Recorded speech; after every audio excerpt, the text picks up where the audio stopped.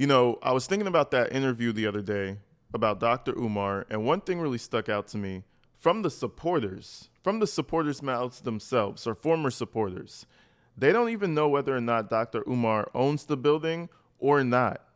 Every time Dr. Umar goes around, he'll talk about how, he looked here, he looked there, but this building wasn't good enough and that building wasn't good enough, but they found their building and they got their building. That's the most I've ever heard from him. They got the building. We've never seen paperwork. We don't know if he bought it outright with the donor's money. We don't know if he started up a mortgage plan because he didn't have all the money at the time. We don't know what happened. All we hear is, oh, it's the struggle streamers. Oh, the donors don't care. The fact that your loyal donors don't even know whether or not you own the building is crazy to me. So we're going to continue this interview with Lynn and Honor. And I'm telling you, listen, this is a supporter for years. The fact that this supporter knows nothing about the operation and just the money went into thin air is crazy. I feel like at this point, you could get sued for doing stuff like this. And it might be a little early for me saying all of that, but listen, when this school inevitably never opens, I feel like Dr. Umar is going to have to face a lot of legal issues. I'm talking a lot. Let's go ahead and check this thing out.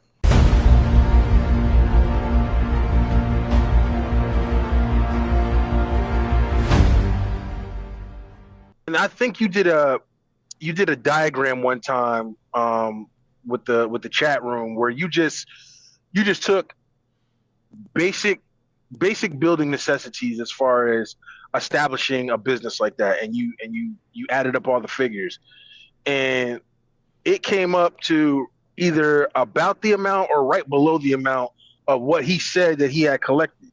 Right. So he's like, well, if you collected this much and just the basic stuff is to build a building and restore it is this much, where's all the money at? Mm-hmm. And you're talking about somebody that doesn't have a job. Yeah, he's wrote books and all these things. He's had some speaking engagements, but doesn't have a job, is not, constantly pulling in any steady income. But every time we turn up, you in a hotel, in a rental car, eating somewhere, taking lavish trips. Where's all, if people would just, and this is the problem. It's the same thing with Tiffany Hinyard. King Kong consciousness is not too far off from the Tiffany Hinyards of the world. It's almost play for play. It's almost play for play. You think he's doing those live streams with his phone, eating the food and at these nice restaurants, not spending your money? He already said in another live stream. He said it specifically. He said he keeps all the money in like a Chase account. But it's like his personal account because he doesn't want to have it wrapped up with some other shit. Listen, that money's funneling straight into his account, and he's funneling it straight out to everything else he's doing. Man, all these trips he's taking, flying all over the place, man, come on. If you can't put one and one together, I don't know what to tell you. How else is he doing that? Do you think he just spawns money out of thin air? Because he's King Kong consciousness and he just attracts money? No. Man, listen. His whole YouTube model, his Instagram model, his whole model of making money is off of scamming people with a false promise. Give me money, school, boys, kids. Money, school, boys, free the kids, love the kids. And it's an endless revenue stream for them. That together, where's all that money going? Where do you get the money for that? Because your speaking engagements aren't paying you thousands of dollars. I can guarantee you that. Yeah. You're on the chitlin circuit. That's right. And the figures too, like just from 2019 through 2022, it's $1.67 million. The purchase price was about 400,000. So he should have had about 1.2 million left over. But I have him on record saying that to renovate both sides of the street, it's going to cost $1 million. Well, he should have had the money. You know what I'm saying? And the crazy thing about that is too, if people would look at just to plug her channel real quick, if people go look at Lady Luck stuff, she's starting to pull out that he may not even really own those buildings.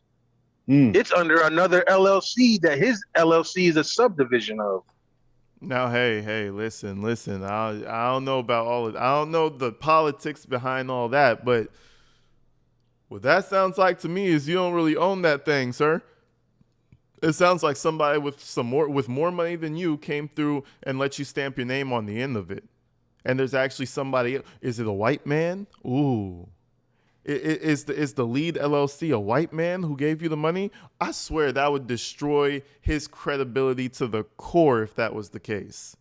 But hey, when you lie, people go digging, bro.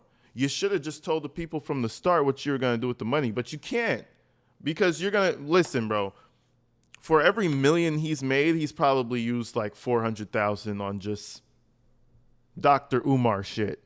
I promise you, bro. How else is he traveling so often? Man, listen, that's why he goes on his. That's why whenever he needs more money, he starts the live stream up and he's like, donate to the FDMG Academy. Come on, brothers and sisters. He'll even have like a tithes and offerings box and he'll shake a little struggle box in front of you like, donate. When you come into the school, when the school is open, you going to donate to the FDMG box. You can't make this shit up, bro. He's literally begging, panhandling on live stream and people don't realize it. Well, it's not even panhandling. He's scamming because he's promising some shit that's never going to happen. Yeah, I think is she talking about K-12? Yeah, something like that. Yeah. Mm-hmm. Yeah, So and there's no telling. Yeah, because there's no telling too. Because Umar said that he purchased them outright, but there's no telling. He could be under a lease agreement. He could be under a mortgage. He's never provided any paperwork, so there's no transparency. oh, something else that I wanted to touch on too that I actually looked up today when you sent me the email about coming on here tonight. He talks so much about black money this, black money that, not wanting to get in bed with quote unquote the white man, and that's why he doesn't get grants and loans and all that. There are at least three that I've seen. Let me see, 1 second. That's such a shame, bro. Look at that place. Abandoned as shit. And I think you know what's funny about this is I think they painted over this. The fact that it's so fucked up it's not, I can't say this fast, it's been years. But the fact that it's so fucked up is because I don't think they ever stripped the wall. So all that other bullshit, all the mold, everything else, is just going to bleed through in a couple of months. That's why the building looks like that. I think they painted it, that mural on the other side of this building. Apparently people came together to paint that. He didn't even pay for it. He didn't even pay to get the shit painted. So we out here. Check us out. Paint day. Yesterday was the book signing in New York, but I'm back to work today. Yesterday was the book signing in New York, but I'm back to work today. We getting it in, brothers and sisters. And guess what color the paint is? Nat Turner yellow. Nat Turner yellow is the color of the paint. Look at that. Well, it's just Turner for the white folks, but for us, it's Nat Turner yellow. You know what I mean? So we doing what we do. I know some of y'all want to come volunteer, but you can't do that today. This is only Loyal Donors Club. If you want to join the Loyal Donors Club, go to drumarjohnson.com and sign up for bronze, $50 a month. Sign up for silver, $100 a month. Sign up for gold, $250 a month. Sign up for platinum, $500 a month. Sign up for diamond, $1,000 a month. Brothers and sisters, help us raise the money to get the school completed. We need $250K for the HVAC system, brothers and sisters. It's the HVAC that's keeping us back right now.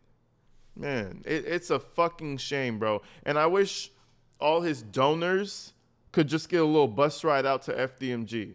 You know what I'm saying? That's the least they could get, right?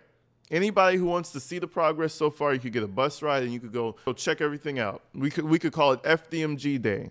That's never going to happen because they'll come over and stumble across this shit. It's embarrassing. It's not a good look. So this, ladies and gentlemen, is what you would call a broken rib.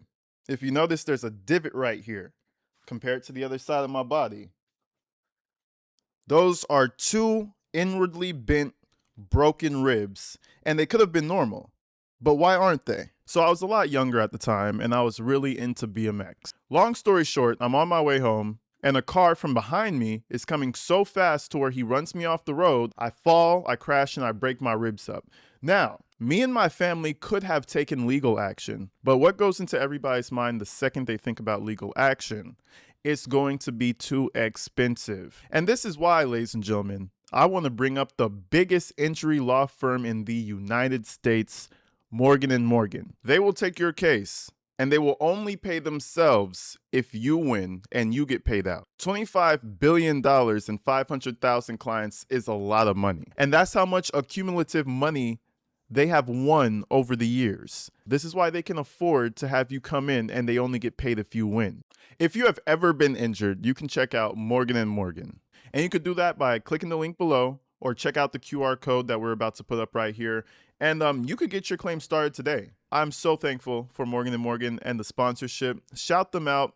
And let's get back to this video. All the way up the wall. Yeah, and this is a problem because the water's not draining properly. So this is getting all into the structure itself. Goes all the way to the top. Mm-hmm. But yeah, there's 3 black-owned banks in America that he could have got and done business with if he wanted to keep the quote-unquote black dollar and got loans and grants from them to really build this up if that's what his true dream and vision was. Mm-hmm. Yeah, I mean, he would have to have a business plan. He would have to have some capital too left over after he purchased the trap banner. This goes on and on and on, and I don't think he has any of that. Yeah. But even if let's say everything's on the up and up, and he's got we'll say $1.5 million, no bank is going to tell you no on a loan if you've got 100 million. I mean, 1 million, 0.5, $1.5 million of your own capital to put in there. No bank's going to tell you no. Yep. Yeah, but he uses that as an excuse so that he can extend this further. Though he says, "Well, we're not using any banks, so he can extend it even further." Like I said, he says that saying, I don't want to get in bed with white people. Well, we got black banks, so now what? What's your excuse now? Right. He got an excuse for everything. Yeah. How many times would you say over the years? How many times would you say you've driven through this area? Oh gosh. Let's see. I've been with this company almost a year, so give or take, because I mean it's not like every day or every week, but right.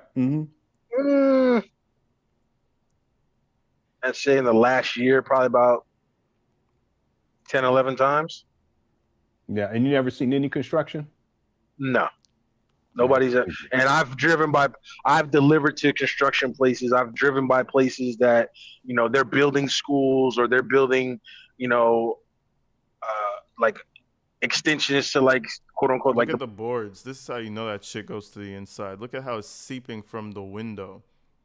You don't think moisture is seeping on the inside and that mold is just growing? Just finding all that moisture and just locking itself in, embedding itself. You have to damn near tear this shit down, bro. This is a condemned building damn near. Let's not take it that far. But I mean, it's a lot of work. There's a lot of work you got to put into this building. Like, it's a lot. Like, he would have to be putting all his donations into this. And obviously, he couldn't do that because, he's living off of it. So say he was just doing this for a noble cause, but he was also living off the money. I don't think it would be able to work. He would have to have his own money, like his own job or some shit, and do this to be able to make it work. This place is fucked up. He's like 80% done. Have you seen the floors on the inside? Have you seen the bathrooms? Have you seen the gym? It's all, man, listen, I'm telling you, it's like when I was growing up, that house, that abandoned house, it was a nice house. It was like a mansion. It was abandoned as fuck, though. It looks just like that house. Boys and Girls Club, people that have gutted out buildings and restored them. I've delivered to all those type of places. There's no wreckers out there. There's no pickup trucks. People bringing materials in there. I don't see any electrical wiring spools. Nothing. Insulation. Like all that stuff has to be delivered, and you got people in there doing work. So if you're not even dropping off the materials, how's any work getting done? Right. Yeah.